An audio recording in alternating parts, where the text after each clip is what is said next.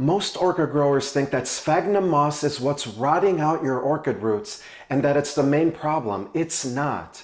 What if I told you that for many people, avoiding moss entirely could be part of the reason that their orchid is suffering? In the next 5 minutes or so, I'm going to break down why repotting out of fear may be hurting your orchid and what actually works based on years of growing orchids in moss without a single root rotting.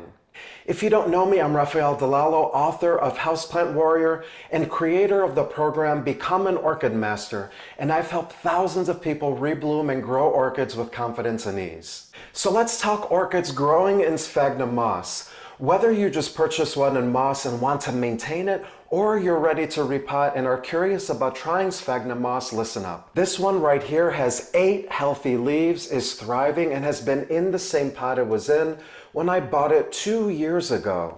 Although this one is ready for a bigger pot, so I'll get on that soon. And I typically recommend repotting orchids growing in moss every 1 to 2 years because it will break down faster than bark mixes and tends to hold on to more fertilizer salts, so there are pros and cons to all mediums. Now, most people believe that sphagnum moss causes root rot, so the second they bring an orchid home, especially Phalaenopsis, they immediately rip it out of the pot and replace the medium. They switch to bark, they repot, even while the orchid is still blooming, and they think they're saving the plant. But here's what actually happens. If your orchid is blooming, repotting during blooming often shortens the lifespan of the flowers. And if you switch to bark but don't change your watering habits, your orchid ends up dehydrated. Bark mixes are great, but it holds on to much less water than moss does, so a watering adjustment is needed. And I see it all the time in my DMs from frustrated growers messaging me with droopy, wrinkled leaves and wondering what went wrong.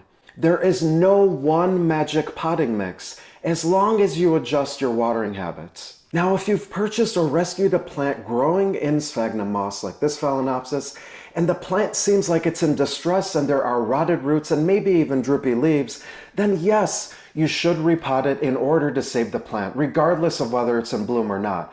But if the plant has healthy leaves and roots when you purchase it, there is no reason to repot it right away, so wait. And here are 3 really important things that I recommend doing for your orchid plants that you purchased in sphagnum moss when you bring them home. Number 1 is to give your orchid enough light. Light accelerates photosynthesis, which helps the plant use water more efficiently. Not to mention, it will help your orchid to bloom. This plant has been here for 2 years in front of this southern-facing window, which gets direct sunlight, particularly in the autumn and in the winter time, and the plant has not burned. Why? Because I slowly acclimated it to higher light. People are generally scared to give their orchids direct sun, but most sunburned orchids indoors are just a sign that the plant was shocked by sudden direct sun exposure without properly acclimating it slowly enough. It doesn't necessarily mean that your plant can't take direct sun. Number 2, determine when to water. If it's in a clear nursery pot like this one, look at the root color. Green roots means that you don't need to water. And if you have silvery roots inside of the pot, it's time to water. Or if you want to try growing orchids in sphagnum moss, but don't like plastic pots and you need the moss to dry out a little bit faster, try growing your Phalaenopsis in a terracotta pot like I often do, like this. You can't see the roots in the pot, but just stick your finger in the moss, and when it feels mostly dry, go ahead and water. And step 3, track your watering habits. In my growing conditions, Phalaenopsis orchids growing in moss in plastic pots can go about 2 to 3 weeks without any water.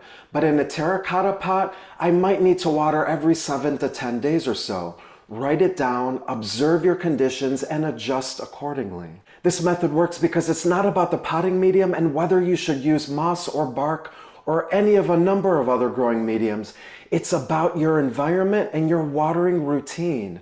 You can grow orchids in so many different growing mediums as long as you understand how to water and as long as you're also providing good light conditions. So sphagnum moss is not your enemy, but misreading your plant's needs is. When you understand how light, pot type, and potting mediums interact, you take control and your orchid thrives. If you want to stop guessing and start watering with confidence, drop me a comment and I will send you my free PDF guide that gets into a bit more detail with watering your orchids so that you can be confident that you're watering the right way and not blaming your orchid's growing medium, particularly sphagnum moss, for your plant's downfall.